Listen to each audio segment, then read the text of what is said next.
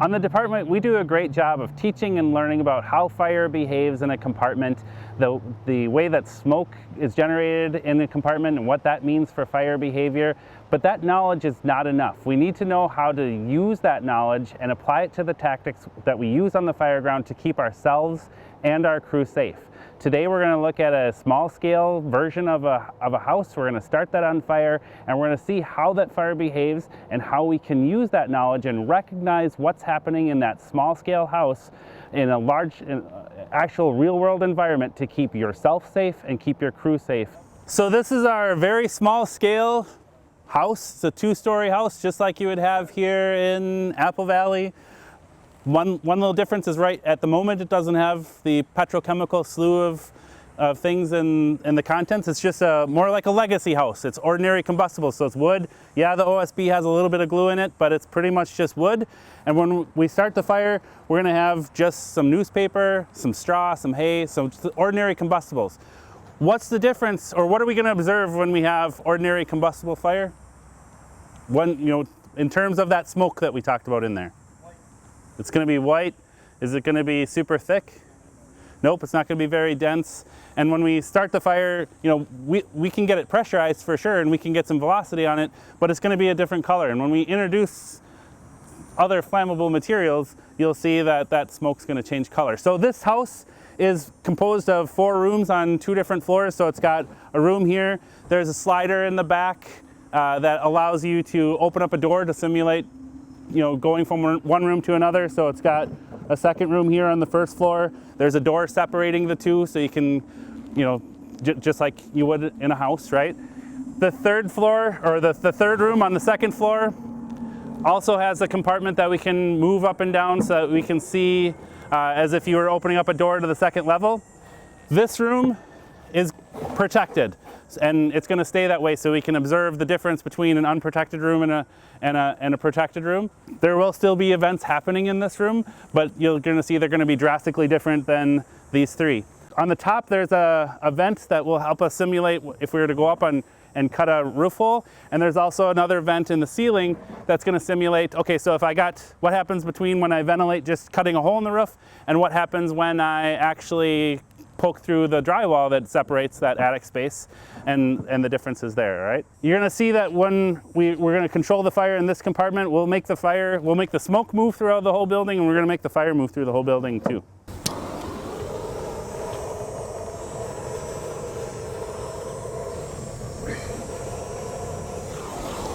You can see that the fire is growing. And it's getting bigger. You can see that heat coming out the top. When I move the door in a little bit, that's going to increase the pressure in the room, right? So now I'm going to get more the pressure is going to grow. The fire might die down a little bit, but I'm going to get more velocity on the smoke. You can see that happening already. What's going to happen if I open this up? Fire will get bigger. What's going to happen with our smoke? It's going to get less pressurized, right? What's happening right now? Come on, guys. Bidirectional flow, right? I've got clean air coming in there. The fire's consuming that air. It's pressurizing at the top and coming out. So obviously the fire is right there because you can all see it. But if it wasn't there, that would tell us that the fire is on that floor, right? Just like when you have a camper, that fire is actually going fairly well, right? It's not where we want it yet. So what's happening to the smoke? It's super light because it's all getting, there's no unburned products of combustion. They're all burning. So it's super efficient right now because we've got fuel in there and we've got plenty, and now we've got heat. All right, so I got my fire pouring out of there. That grew quickly. What's going to happen to the fire? Yeah, because we don't have any oxygen, right? So we're knocking that part of the fire triangle out, or whatever you want to call it. We're knocking one of the legs out, the one leg that we can. When I give it a little bit more oxygen, look at the change in the velocity and the density and even the color of the smoke, right? Super good illustration right there of the bidirectional flow. I know that the fire is there on this level. When I give it some more oxygen, what's going to happen? It's going to start right back up. While that's reigniting, let's take a peek at what's happening at the other parts of the house, okay? So We've got this controlled, it's still filling up with smoke, right? Woo, there's some good flow, right? But look at even look at the difference in the velocity. You can see it, right? Because the heat's not there. So this smoke is just lightly wisping out, whereas this is pressurized because it's got more heat. The smoke's different. So if you were to come up to a house and see this compared to that, where are you going to want to make your fire attack, right? So let's put our knowledge to the test. That's where our knowledge is going to apply directly to our tactics. This is where the fire is, not so much there, right? Does that make sense? Look at that. Hardly any smoke. Room above the fire floor, maybe a little bit more smoke, but really all you're seeing here is the smoke traveling that way more than anything.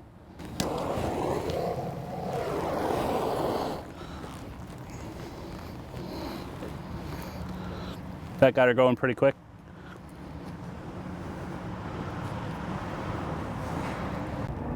Inside we talked about how smoke is fuel, right? Especially in our modern homes. In a home like this, or in when materials like this are on fire, is it and producing smoke, is it so much fuel? Not really, right? I can't really do much to any of this smoke. That's just my torch going on fire, right? Because it doesn't, partly because it's still burning nice and hot and cleanly, but also just because the materials aren't there. This smoke is different because it's just ordinary wood, maybe a little bit of glue, some straw, and some cardboard, right?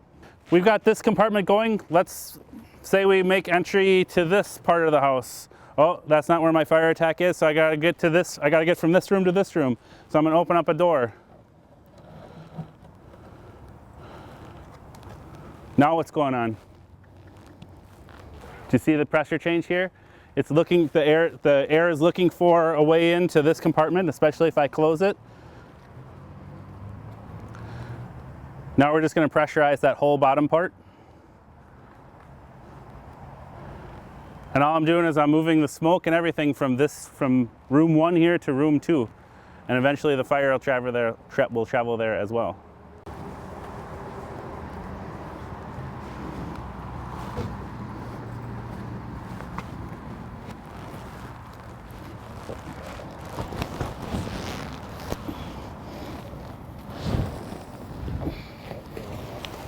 What's that? Oh, there we go. See, I didn't even need to give it any assistance. So when we talk about controlling your vent points, controlling those doorways, that's what we're talking about. Because all we're doing now is moving the fire through the house. And I'm not doing that through, actually starting a fire in this compartment. All I'm doing is moving it. That fire is still, look, that fire is still going plenty good. Even though before, every time I closed this door, I was basically choking the fire out. Now all I've done is I'm moving it. It's growing like crazy in here. Does that make sense? So we made entry. Holy cow, we got a big fire. So now we're going to close those compartments, and what's going to happen? Instantly, pressure, like you can see the pressure in that compartment. When Matt closes the door there, it's going to get even bigger. Now we're going to get to that part where the smoke's going to become dangerous for us, right?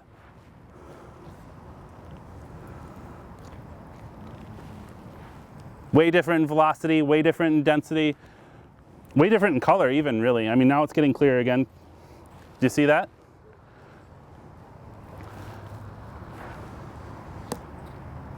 We'll do that one more time. We'll let that pressure build. So the people got out, we're on our way. Who's doing blue card right now? Matt, who's doing blue card right now? Doing it? Yeah, is anybody actually in process who's not speaking up? Oh, shoot.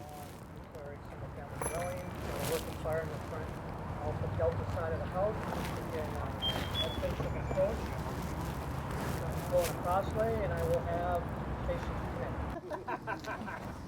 Look at that difference in the smoke, the velocity, the density, the color. Watch the puff that happens with that lights back on. Yep. Now I'm going from a fuel-controlled fire to a ventilation-controlled fire. Do you see that? Do you see the puff there? That the fire is breathing. You can actually see it happening.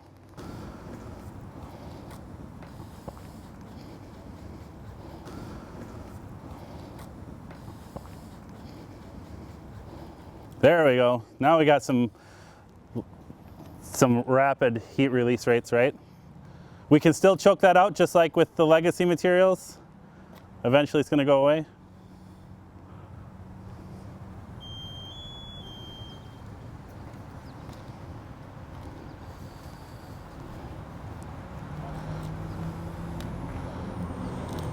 Now open it up, yeah.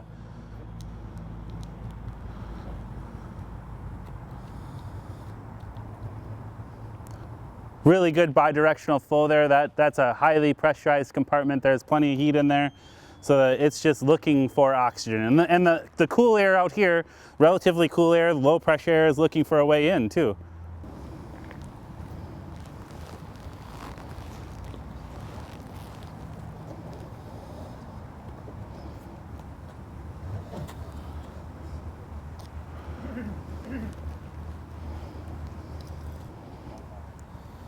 All we're doing now is giving it more air. Everything about the environment's going to change the behavior of this house. Obviously if it was raining, the pressure differences between summer and winter, the wind, it's just like a real house. If the wind's going, one way or the other, it's going to make it easier or harder to fight the fire, right?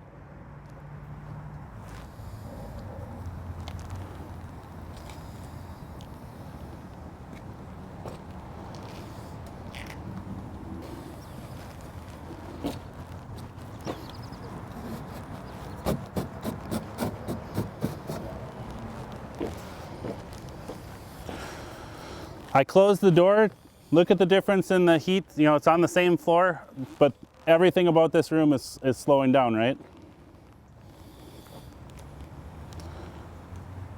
Which is why when they actually pay attention, we can actually help the public when they close their doors instead of, oh, my dryer's on fire, I'm gonna run around and open up every door and every window in my house right before Christmas. That worked out really well for her.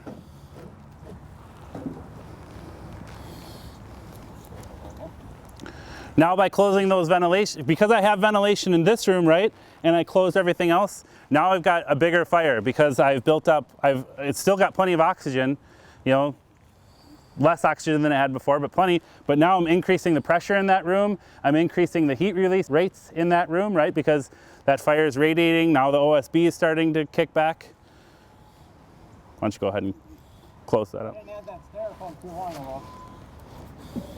Yeah, that styrofoam helps the heat a lot.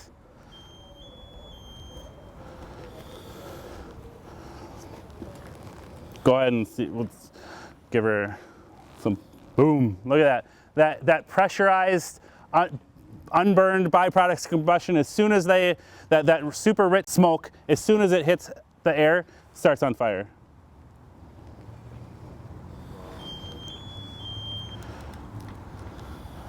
How does that relate to our tactics if we didn't know where the fire was? What's that? Yeah, right? You see that upon entry, you're gonna have to keep the door shut. Get ready to make that attack right away, right? Spray water up high above you, get that heat down.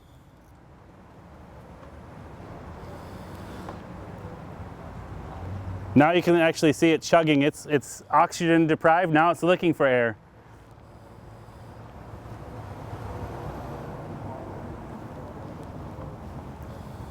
It's just sucking air in the bottom there. You can actually see the smoke traveling back into the compartment.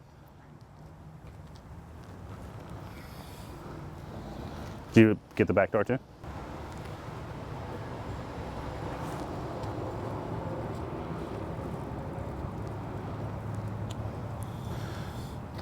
Now we've opened up that door in the back, this window here, so now we're gonna get that high pressure smoke.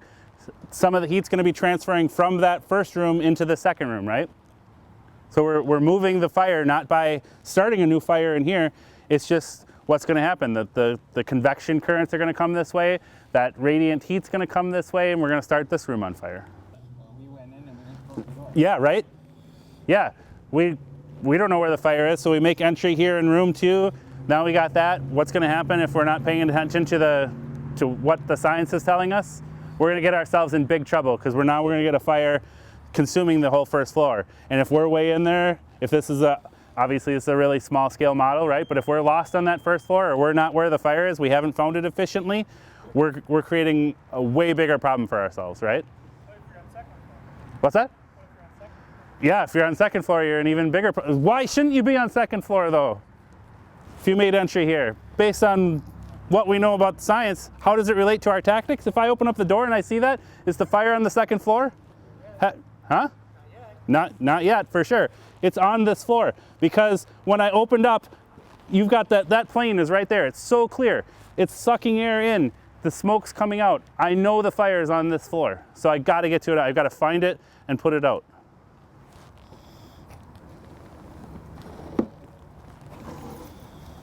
Look at the difference in the velocity, everything about that smoke. That's just wisping here. It's not starting anything on fire, is it? Now your door is open, you have a stairwell. Yeah. Yeah, tell them. Well, yeah, so he took so there's like I said at the beginning, there was a cap in there. So now this is, what if we have an open stairwell? Or what if somebody, even if it has a door on it, they left the door open? Now we're getting all that stuff transferring up to the second floor, right? Let's open up door number 1 and get her to flame up a little bit more. Look at that. That's where my fire is. Look at the smoke is just sucking in there. It increased the pressure here, but look at what's happening there. It's all just, bam, right back into that fire room, right?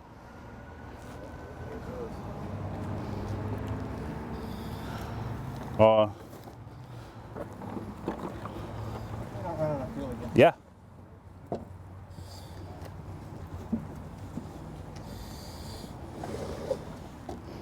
So that's the protected room.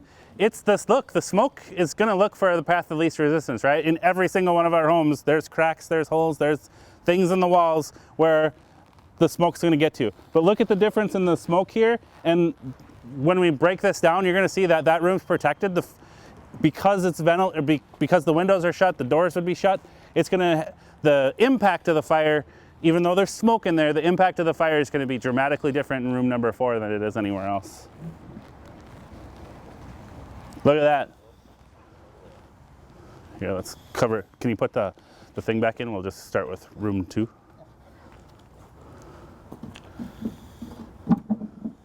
We've already got her going up into room 3. We're going to close that. Again, what would it be if they close that door on their stairwell? You can see here, for those of you that can see into room 2, all that fire is doing is it's traveling from that first compartment into the second. Where is it traveling? Up high on the ceiling, right? As those convection currents are coming, as that smoke and that heat is looking for the path of least resistance, the fire is going to come with it. And all we're doing is now we're going to increase the heat release rates in this room. And we're going to start this room on fire. That fire is getting plenty of oxygen. Go ahead and open door number 1. Again, look at that, just sucking the air right in.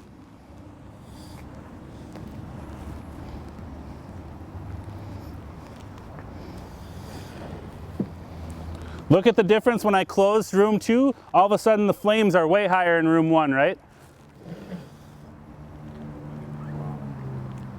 Look at the difference in pressure there. My smoke, or my fuel is definitely becoming, my smoke is definitely becoming fuel. All it's looking for is the right mix of oxygen. It's too rich right now. Now it's not too rich.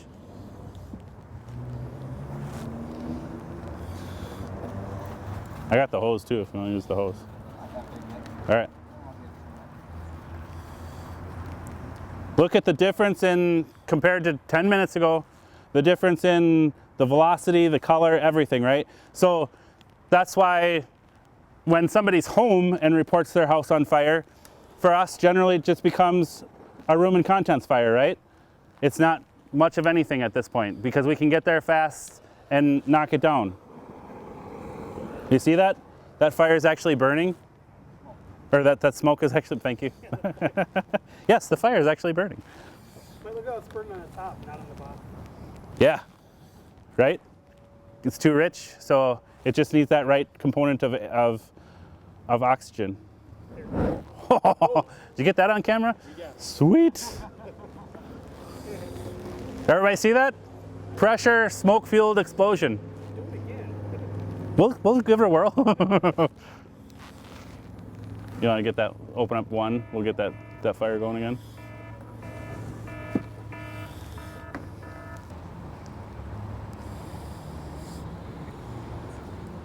And look at the smoke puffing there. You can actually see it. It's just looking to get enough oxygen.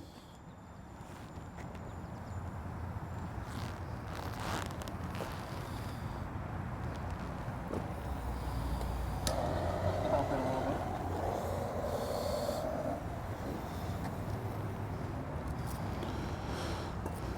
And then look at how once we actually have a fire, look at the difference in how that smoke changed. It's almost all gone. Now it'll build again, but it's almost all gone because all of a sudden our fire got super efficient, right? It's actually burning it's free burning. There's nothing stopping that fire now until we stop it. I can make it move over here. Look at the difference in that smoke, the velocity, the color, the density, everything about it's changed. And we talked, before inside, we used to make lots and lots of ventilation openings. Look at the difference. If I went around and did that all over, whereas if my ventilation openings are nice and small, I can control that fire a lot easier, right?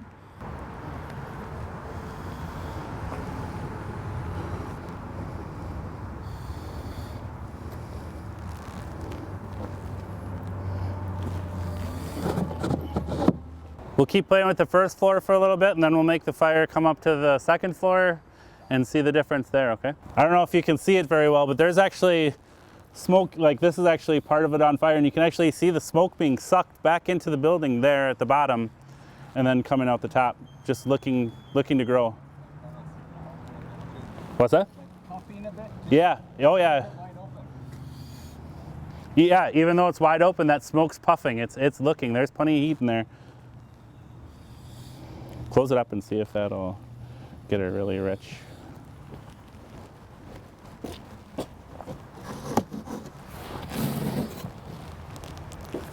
That'll probably help too. Get that? All I did, what changed there is I forgot that door in the back was open. So the heat and everything is still building in this compartment. When I closed that door, all of a sudden I forced everything back in here to make that fire grow. All I did is close the door. Go ahead and close it. So now it's going to be super easy. I mean, that's free burning. That's flashover stage right there, right? Like everything in there is just waiting.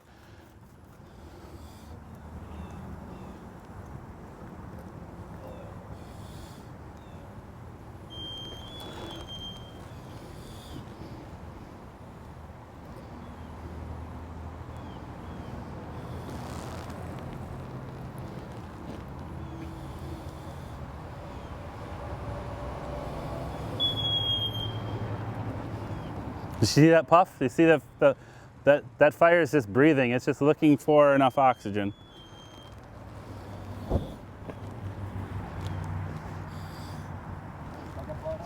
What's that? Yep. We'll get her moving. So now I've opened up my door in the back.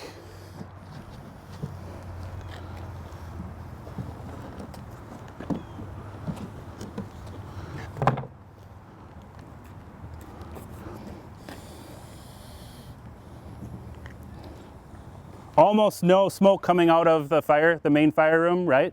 Because all the smoke's coming out here. So now I've created a path. Oh, look at the smoke just on fire at the top of the house. You want the hose? All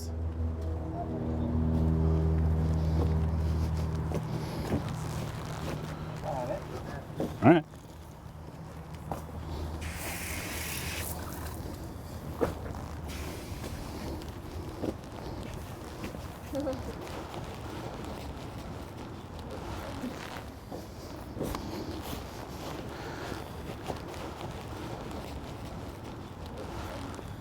Look at it breathing there at the bottom. It's puffing at the bottom.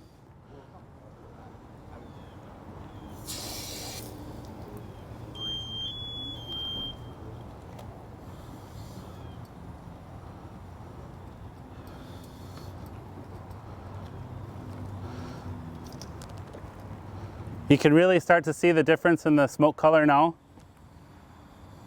We're not going to get to white smoke. We've just got too many unburned products of combustion in there. And now we're not really going to get away from the pressurization. All we're going to happen if we open everything, we're just going to go into free burning because everything's there, it's ripe.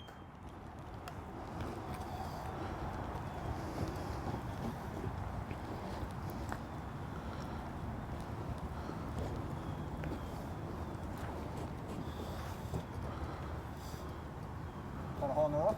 Yeah. All right, so now we're gonna pretend like we're doing a hole in the roof. Is that really gonna help a whole lot? Not yet, right? You'll notice that a lot of the smoke just built up in the cavity. What if I poke a hole in the drywall now? Now I just move my path from where to where? From room 3 up into the attic, right? If I don't coordinate my ventilation with my suppression, all I've done is I've just moved the fire higher.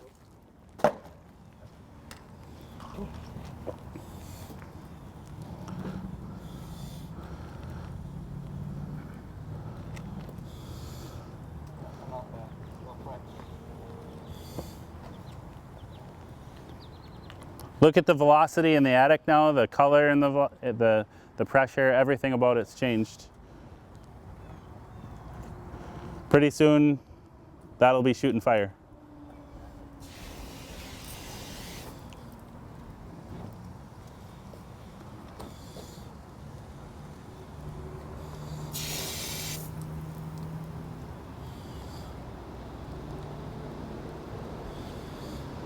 Go ahead and close one, yeah.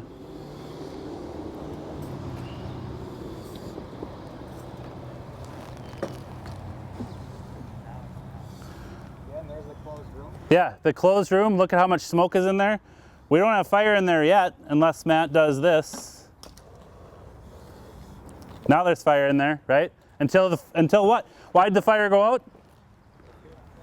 Yeah, there's no fuel. There's plenty of oxygen in that room. The only thing that's not in there anymore is the fuel. And the fuel was just smoke. There's nothing else in that room to burn.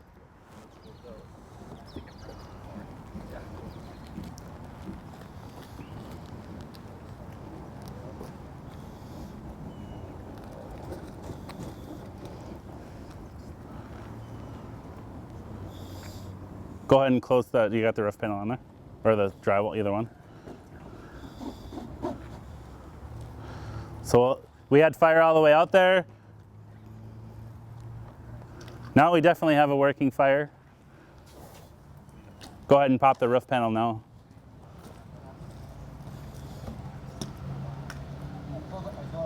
Okay.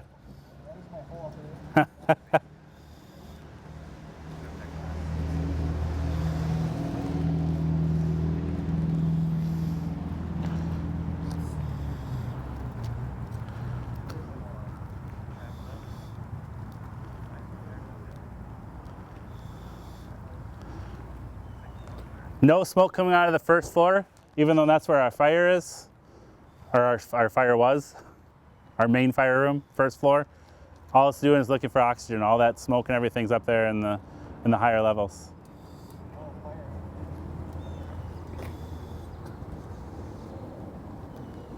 So if we're not applying that science to our tactics, we could get ourselves in trouble, right?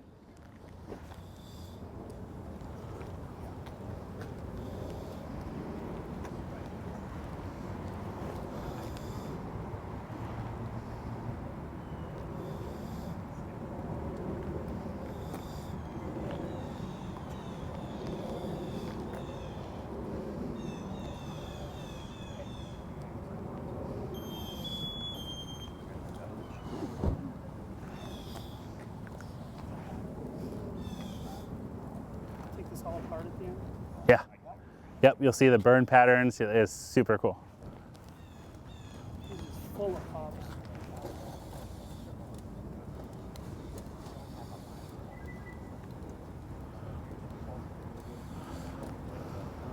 Keep 4 closed just so you can see the difference in that room. I don't want that to burn too much. That would be a free burning, fully involved fire, right? We're not, hopefully nobody, based on your science, is gonna think I'm gonna advance the hose line into that if you see fire blowing out of 3 of the 4 rooms. No longer just the smoke, the structure. Yeah, right. Yeah, we've gone beyond just, you know, I don't know if you could hear Matt, the OSB is on fire. It's a fully involved structure fire at this point. Open up the roof panel. We'll get that fire all the way to the top.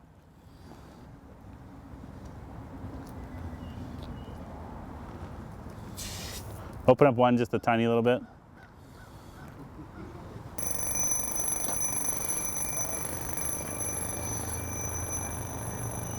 What do we got for a time?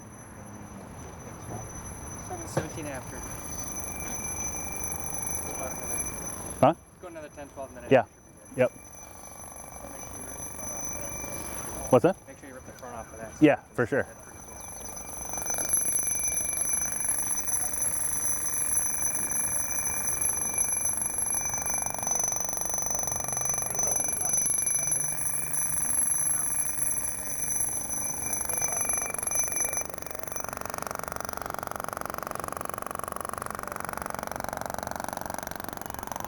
Look at the fire.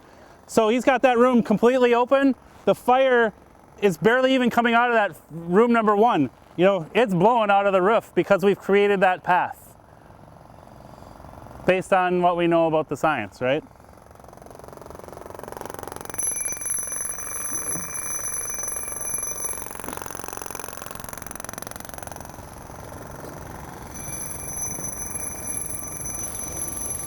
It's most definitely a fully involved structure fire now. I'll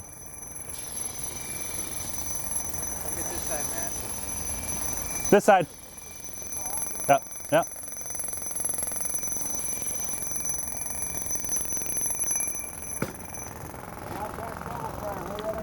What's that?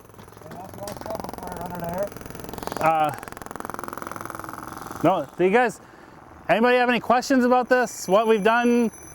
Want to see something happen again? Huh? Let her burn, is that what you said? Let her burn.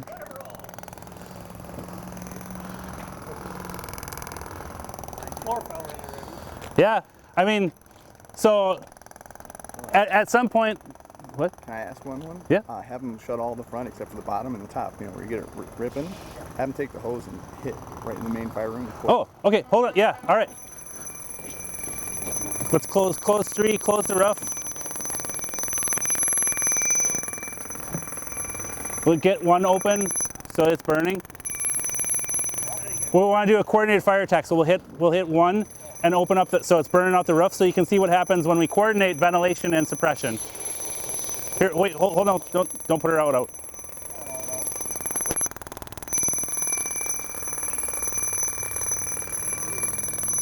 So we'll get it ripping through the roof, and then you'll actually see what happens when we coordinate that ventilation and suppression. Good idea. No fire in here. A little bit.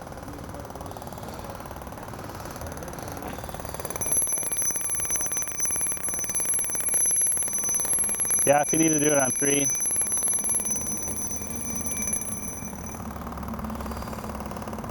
There you go. Do it on 3. What's that? No, so you just put it out on, well, unless we can get it go back down to 1. So now look at the difference. I mean, granted it's not on the first floor fire room, but you can see the difference that vent hole makes, right? It's super easy for when he's putting the fire out on 3 for all that heat to escape when it's coordinated. Now there actually is, when you're cooling that room, you're actually doing something with the ventilation. Our attic's slightly pressurized.